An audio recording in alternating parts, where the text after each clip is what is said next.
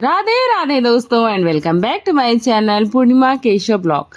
बैकुंठ चतुर्दशी का हिंदू धर्म में बहुत खास महत्व होता है। इस दिन भगवान विष्णु और शिव जी की पूजा एक साथ होती है। मान्यता है कि बैकुंठ चतुर्दशी पर विधि विधान से पूजा और व्रत करने से मोक्ष की प्राप्ति होती है, साथ ही स्वर्ग के द्वार भी खुल जाते हैं।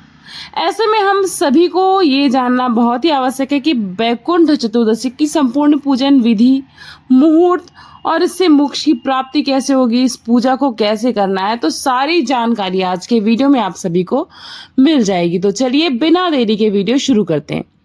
शुक्ल पक्ष की चतुर्दशी तिथि को बैकुंठ चतुर्दशी मनाई जाती है। इस दिन भगवान विष्णु और शिव जी की पूजा करने का खास महत्व है। ऐसा माना जाता है कि बैकुंठ धाम की प्राप्ति होती है यदि इस दिन आप विधि विधान से पूजन और पाठ करते हैं। साथ ही इस दिन शुभ मुहूर्त में विष्णु जी और भगवान शिव की आराधना करने से जातक को मोक्ष की प्राप्ति भी हो जाती है। देवउठनी एकादशी पर भगवान विष्णु 4 माह के बाद जागते हैं। ऐसे में बैकुंठ चतुर्दशी पर शिव जी और विष्णु जी की पूजा की जाती है। इसलिए आप सभी इस पूजा को बहुत ही विधि विधान से मनाइएगा। तो हम आपको बता दें कि ये 3 नवंबर सोमवार के दिन मध्य रात्रि यानी कि 2:06 से चतुर्दशी तिथि का आरंभ हो जाएगा। वहीं 4 नवंबर मंगलवार को रात में 11:37 पर इस तिथि का समापन होगा। ऐसे में बैकुंठ चतुर्दशी 4 नवंबर को मनाई जाएगी, क्योंकि हमारे सनातन धर्म में, हिंदू धर्म में उदया तिथि के दिन ही कोई भी त्योहार मनाने की विशेष परंपरा है और हमारे ये गृहस्थ वालों के लिए विशेष फलदायी माना जाता है। इसलिए आप सभी 4 नवंबर को बैकुंठ चतुर्दशी मनाइएगा। इस दिन पूजा करने का जो मुहूर्त होगा वो शाम को 5:35 से लेकर 7:34 तक रहेगा। वहीं जो लोग मासिक शिवरात्रि का व्रत रखते हैं उनके लिए 3 नवंबर यानी कि ये व्रत 3 को आप कर लेंगे। आज के दिन ये व्रत शुभ माना जाएगा। तो आप सभी इस चीज को कर लीजिएगा। मैं आप सभी को पूजा विधि बता देती हूँ। उस दिन आपको सुबह जल्दी उठकर स्नान आदि करने के बाद साफ वस्त्र धारण करना और पूजा स्थल को अच्छी तरह से साफ करके वहां पर गंगा जल का छिड़काव कर दीजिए। अब अपने घर में मंदिर पे एक चौकी पर लाल या पीले रंग का कपड़ा बिछा लें। वहां पर भगवान विष्णु और शिव जी की मूर्ति को स्थापित करें। प्रतिमा स्थापित करने के बाद भगवान के सामने एक शुद्ध घी का दीपक जलाएं और व्रत का संकल्प लें। व्रत का संकल्प लेते समय हमेशा हाथ में अक्षत पुष्प और अगर हो सके तो कुछ दक्षिणा अवश्य ले लें। व्रत के संकल्प में हमको सुबह ही संकल्प लेना है कि आज हम फलाहारी या फिर निराहारी या फिर निराजल किस प्रकार से ये व्रत करेंगे या पूजन करेंगे, और उसके बाद पूरा दिन उसी प्रकार से आपको पूजन करना है। पहले भगवान विष्णु को एक कमल का फूल अर्पित करें, क्योंकि उनको कमल का फूल बहुत ही प्रिय है। और शिव जी को बेलपत्र और सफेद पुष्प, श्वेत पुष्प या फिर नीले रंग का पुष्प अर्पित करें, ये इनको बहुत प्रसन्न है। अब भगवान विष्णु के मंत्र ओम श्री विष्णुवे च विद्महे वासुदेवाय धीमहि तन्नो विष्णु प्रचोदयात् का कम से कम 108 बार जाप करना है। भगवान शिव के मंत्र ओम नमः शिवाय या श्री शिवाय नमस्तुभ्यम का भी जाप अवश्य करें। इसके बाद आप सभी को बैकुंठ चतुर्दशी व्रत की कथा का पाठ या श्रवण करना है, जो कि आपको मेरे ही चैनल पर मिल जाएगी, और करके विष्णु जी और भोलेनाथ जी की आरती करनी है।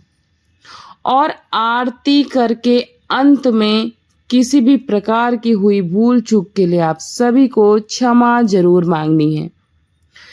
इस दिन भगवान की पूजा में धूप, दीप, चंदन, इत्र, गाय का दूध, कच्चा दूध उबला हुआ नहीं होना चाहिए, केसर, दही, मिश्री, अगर मिश्री ना हो तो गन्ने का रस या फिर खांड, ये सब चीजों से अभिषेक करने का बहुत ही विशेष महत्व बताया जाता है। और अगर संभव है तो आप श्रीमद् भागवत गीता का भी पाठ इस दिन अवश्य करें। और मखाने की खीर, जिसको कुछ लोग लावा भी बोलते हैं, मखाने की खीर बनाकर भगवान जी को भोग लगाएं। इससे बेहद उत्तम फल की प्राप्ति होती है। अब वैकुंठ चतुर्दशी की कथा मैं आप सभी को सुनाती हूँ। एक बार नारद जी पृथ्वी लोक से घूमने के बाद वैकुंठ धाम पर पहुंच जाते हैं। वहां भगवान विष्णु ने आदर पूर्वक बिठाते और प्रसन्नता के साथ वहां पर पहुंचने का कारण पूछते हैं। इस पर नारद जी कहते हैं, हे प्रभु, आपने अपना नाम कृपा निधान रखा है और इससे केवल आपके प्रिय भक्त ही मोक्ष की प्राप्ति करने में सफल होते हैं। वहीं जो सामान्य नर नारी हैं वे सभी इससे वंचित रह जाते हैं।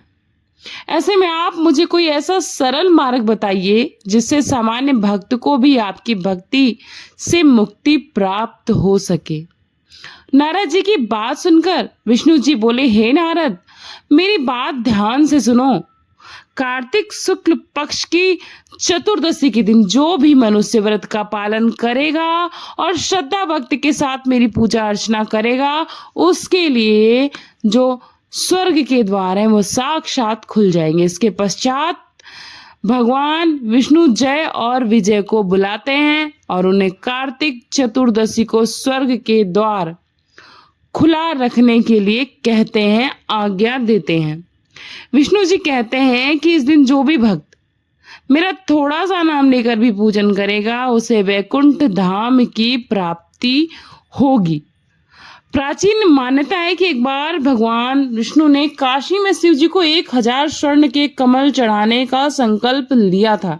उस समय विष्णु जी की परीक्षा लेने के लिए भोलेनाथ ने सभी पुष्पों से एक को कम कर दिया। जब विष्णु जी को यह बात ज्ञात हुई कि उनके फूलों में से एक पुष्प कम है तो अपने कमल नयन नेत्र को समर्पित करने लगे।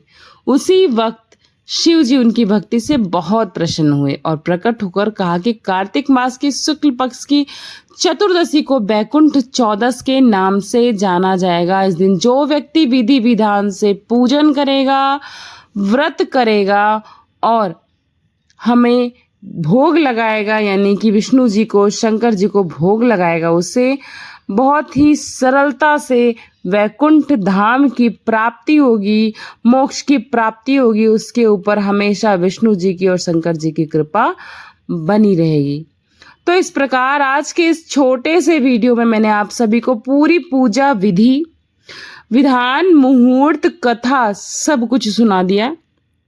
और अगर ये जानकारी आप सभी को अच्छी लगी हो, महत्वपूर्ण लगी हो, तो जरूर शेयर करिएगा फ्रेंड्स एंड फैमिली के साथ, क्योंकि भक्ति दान महादान होता है। और चैनल पर पहली बार आए हैं इस वीडियो के माध्यम से तो चैनल को सब्सक्राइब करके जाइएगा, बेल आइकन प्रेस कर लीजिएगा ताकि आने वाली किसी भी वीडियो की नोटिफिकेशन सबसे पहले आपको मिल जाए। और एक कमेंट्स हर हर महादेव या फिर आप ओम नमो भगवते वासुदेवाय नमः लिखकर अपनी हाजिरी लगा सकते हैं भगवान के चरणों में।